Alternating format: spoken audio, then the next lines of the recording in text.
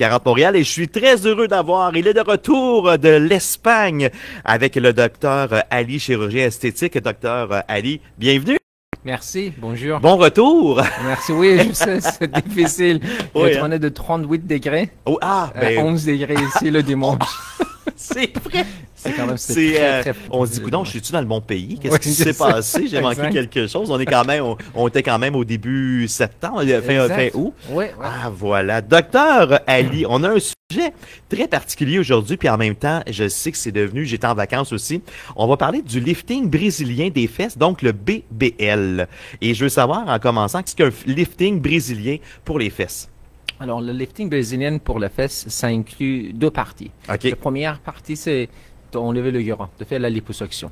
Cette partie, on peut décider avec la patient quelle partie de corps qu'on va tirer le gras. Mhm. Donc, très souvent, on va faire une liposuction 360, ça inclut la liposuction du ventre, le dos, le bras en arrière, Ouais. le flanc, le pubis et tout. Par Ok. la suite, cette gras, on va préparer, purifier et on va injecter dans la région fessière pour Ouais. changer la forme et le volume de fesses. Ah, voilà. C'est comme ça qu'elle se déroule l'intervention, en fait. Exact. Donc, vraiment, c'est comme ça.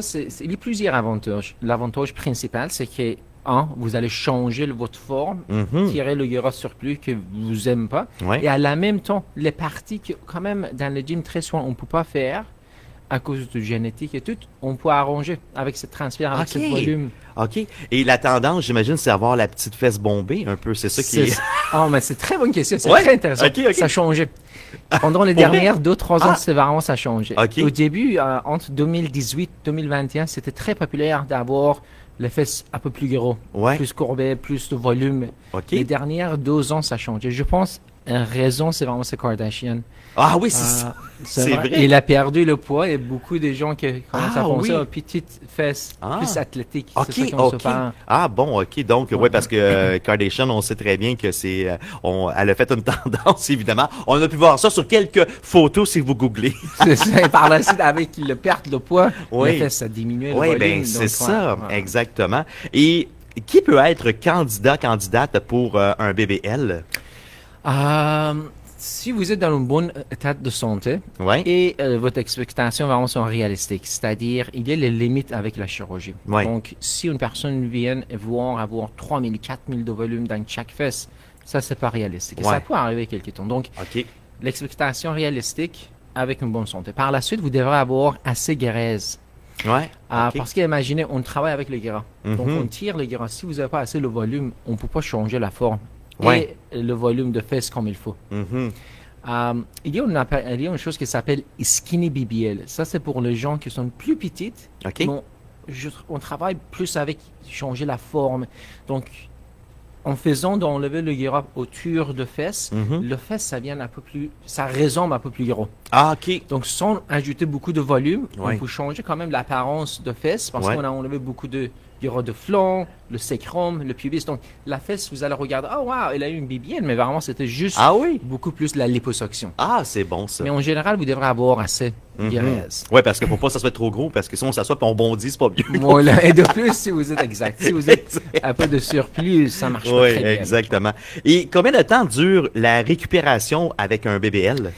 Je veux dire, la première 2 à 4 semaines, ça sera un peu difficile. Ouais. La restriction principale, c'est on ne peut pas asseoir pour les premières 2 à 3 semaines. On peut pas s'asseoir. Non. OK. Parce qu'imaginez, oui, je ben sais, oui, c'est- imaginez c'est- que vous venez de transférer le gras. Ouais. C'est une liquide. Donc, si vous allez asseoir, on peut perdre le volume. Ouais. Et de plus, on peut déplacer le graisse. Oui, ça vient avec des petites fesses plats. Fait que c'est Voilà. pas- Donc, vous allez avoir les flancs, Ouais. les hanches, mais Ok. rien en arrière. Ouais. Ça vient flat. Mais si les gens peuvent pas s'asseoir pour se coucher le soir, comment ça fonctionne? Exact. Donc, vous Sur devrez le coucher côté? sur le ventre. Parce que le côté aussi, on fait Ah, le ben transfert. oui, c'est vrai. Donc, C'est vous cool. devrez coucher sur le ventre, exact.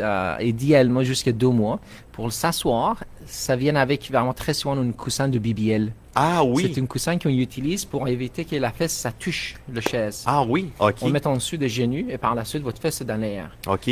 Petite question comme ça qui me vient à l'esprit. Les femmes qui veulent aller à la salle de bain, aux toilettes. Ah, ça va. Parce que la fesse, comme il faut, la partie qu'on vient Ouais, de ouais, oui. transférer, ça touche pas. OK. Le- Ah, c'est bon. OK. Non, c'est bien. C'est bien. C'est pas une question. Ben oui. Et quels sont les risques associés à cette chirurgie-là?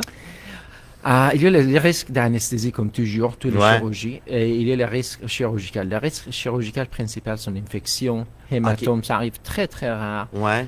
Cicatrisation, fibrose à cause de l'hyposuction, Mhm. irrégularité.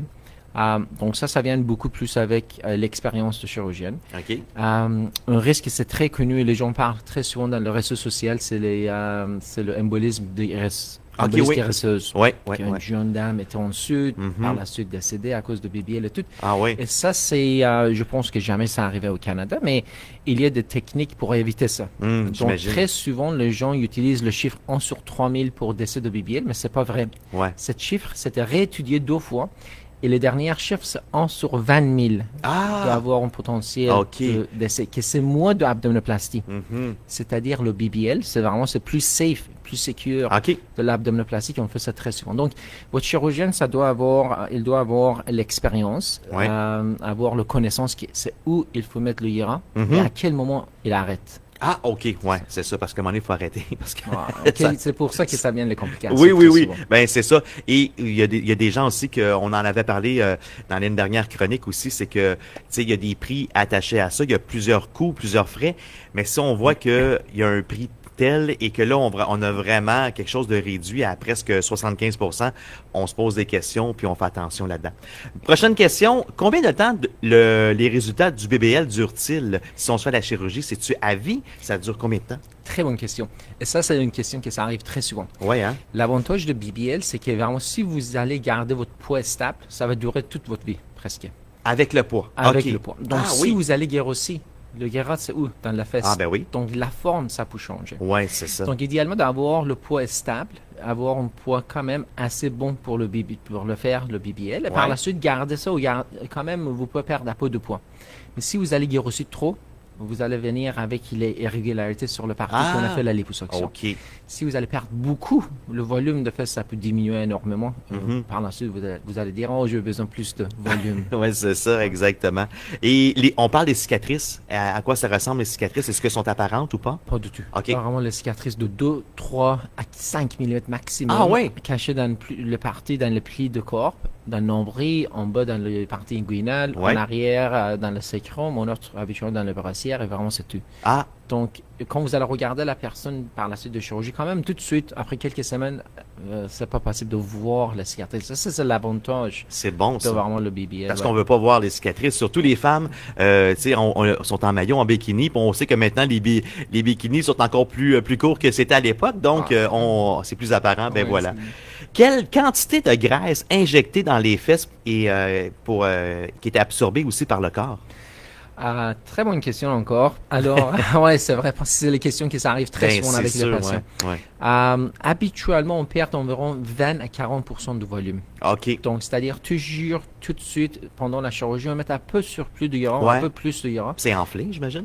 De plus le volume, parce que c'est une graisse libre. C'est une graisse qui ne s'est pas vascularisée encore. OK. Et c'est pour ça que les premières 2 à 3 semaines, c'est essentiel. Parce que si vous allez Ouais. mettre beaucoup de pression sur cette partie de gras, les vaisseaux, ça constricte. Ah, OK. Par la suite, cette guérisse, ça peut pas vasculariser, ça peut pas venir une partie de vous et ça absorbe. OK. Donc, imaginez que vous allez asseoir toujours sur une partie Ben oui. de cette guérisse que ça vient d'être transféré. Vous allez perdre cette volume. C'est ça. Et si vous allez faire attention, arrêtez le fumer, que c'est très important. Mhm. Faites les choses les conseils post-op. Vous allez garder quand même une bonne 80% de volume. Ah, c'est bon. Donc, c'est variable. Il faut faire attention post-op. Ben oui. Et évidemment, est-ce que cette chirurgie-là est douloureuse?